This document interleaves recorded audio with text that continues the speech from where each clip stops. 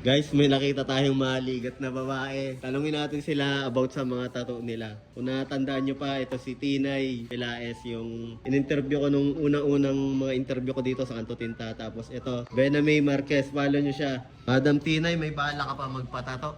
Oo naman. May design ka na? Saan part? Dito sa... Sa lower back.